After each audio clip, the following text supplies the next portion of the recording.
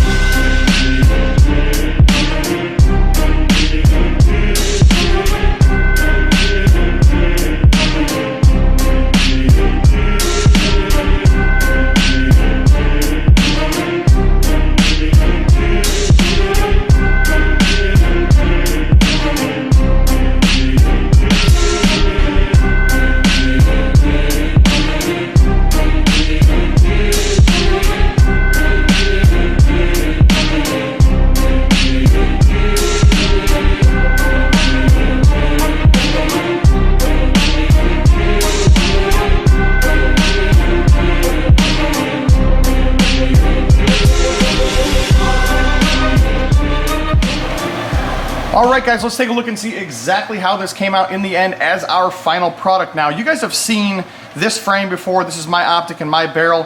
I go ahead and put those kind of together to complete that off. Gives you a better visual instead of just looking at a slide, because sometimes a slide will only show you so much of the big picture. I usually assemble them, show it to you just a little bit better. So let's discuss that work now that it's been performed. Remove that dovetail, add that optic to the back, definitely a nice choice. We went ahead and shaved the sides here at the same time as cutting us some serrations and some windows, some little tiny slits through here. You'll see a little better. That was one of the reasons we came this far back, was to go ahead and remove all the way back to where the Austria was. And then of course we did the same thing on this side, so we're able to see some nice barrel through there. Definitely liking that design overall. And then of course on the top we went ahead and filled the hole. Now of course, guys, we're inside here, so we're able to see this with the reflection of what maybe you wouldn't see outside. And I'm gonna be the first to tell you, I'm not a welder, okay guys? So I do a lot of things. I have a lot of machines. I have a lot of experience in a lot of areas, and welding just happens to not be one of them. Now, however, it's not bad. Something to take into consideration maybe on a future build would be to start with a slide that does not have a front hole in it. Several of the aftermarket companies sell a slide that you can purchase for your build that they don't have anything. They don't have a dovetail, they don't have a front hole. So in the event that I was maybe gonna do this again, I would probably steer my customers in not filling that hole. Never done it before.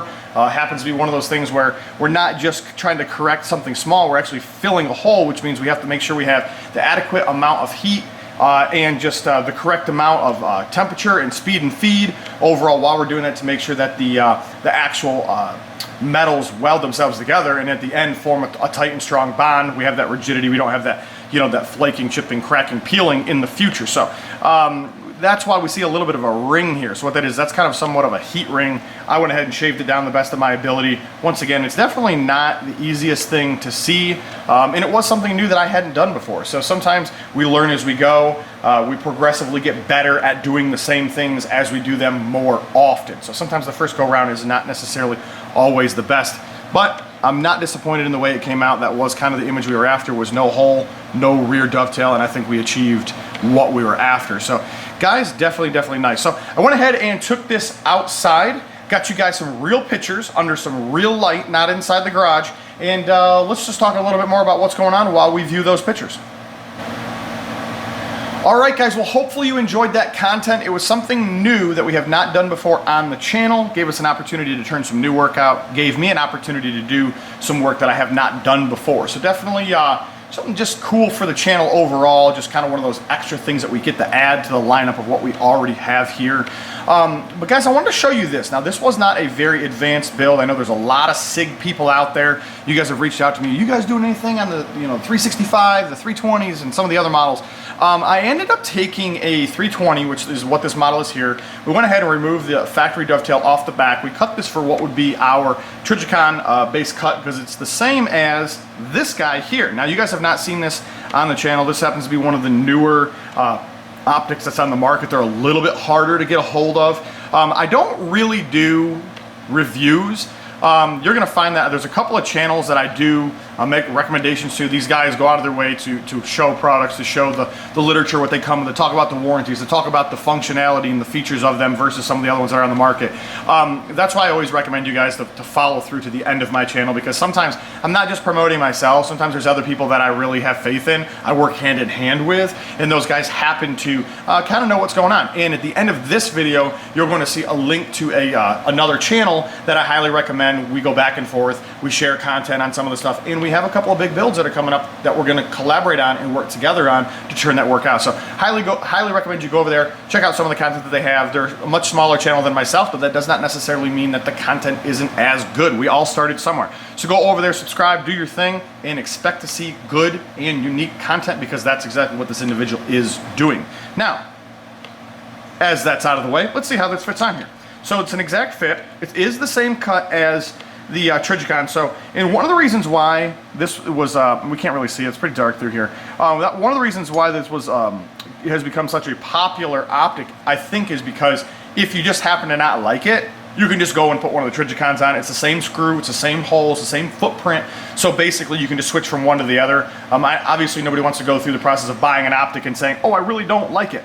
But at the end of the day, sometimes we purchase things and they don't make sense. So in this particular case, we have the opportunity to not spend money on having a slide corrected or recut or rethreaded for different, optics. We can just swap an optic. So definitely a cool opportunity there. Really, really liking that. Guys, highly recommend you go over to our Instagram, okay? We have a lot of cool things on the Instagram. You're gonna probably see some of the small stuff like this. We really didn't do a build video, so you're gonna get to see those real pictures over on our Instagram. And of course, follow us on Facebook. You're gonna find that we have several big gun shows coming up over the next, I would say 30 to 60 days, and those are gonna be posted, the wheres and the whens, and then hopefully as we get onto the floor in the showrooms, we'll actually tell you where we are. So follow us over there, especially if you're local to us, the Virginia, North Carolina, South Carolina, Pennsylvania area, Georgia, Tennessee, possibility, because some of you guys travel. It's one of those opportunities to come talk to me, tell me about a project, talk about a project we've done, give me some insight, give me some opinion of what maybe we've done, and just a cool opportunity to check out all that's going on with all of the other vendors that are at the venue at the same time, but you can also see me, so it's kind of a plus. We get to kind of hit up a lot of those check marks on your list of what you want to accomplish during that time. But guys, definitely loving the way this is. As you know, I have a 320 and I have a 365. They're both mine. There won't be any budgets on those, so we're going to kind of just roll with the punches and do whatever it is I feel like doing that day. I happen to have a lot of really big projects coming down the pipe, which means that my stuff gets kind of put on hold. So it ends up being one of those deals where we're just going to have to wait till the SIG stuff finally gets released. I know there's a lot of you H&K guys that are kind of expecting the same thing. I have a couple H&Ks here. We've been talking about doing some work on them, but we just haven't happened to have been able to find the time to actually squeeze them in on a project, because I've got some crazy builds coming up, stuff that we just haven't seen before that's really well off the beaten path. And as you can tell, we have continuously been working on some of those projects that have not really been, straightforward. We're not doing tons of hive stuff. It seems to be a lot of other stuff that's going on at the same time. But guys, if you have any questions about anything, feel free to go to the webpage, go to the contacts tab, fill that out, let us know a little bit more about what your project is or what your needs are. We'll go ahead and kind of get that ironed out. But highly recommend, you're gonna see in one of these corners that there's a recommendation for another channel. Go over there, subscribe. He's not new to YouTube by any means. He's not new to customization of firearms by any means at all. But we are gonna be collaborating together on some of that. So some of the stuff that you're gonna not see on my channel is actually going to be a shout out from his channel, because I will have done the work. So we're local to each other, and we're pretty close as individuals in on how we think and the mentality overall of those projects that we would like to see and how they unfold. So definitely recommend you go over there and subscribe. Guys, have a good one.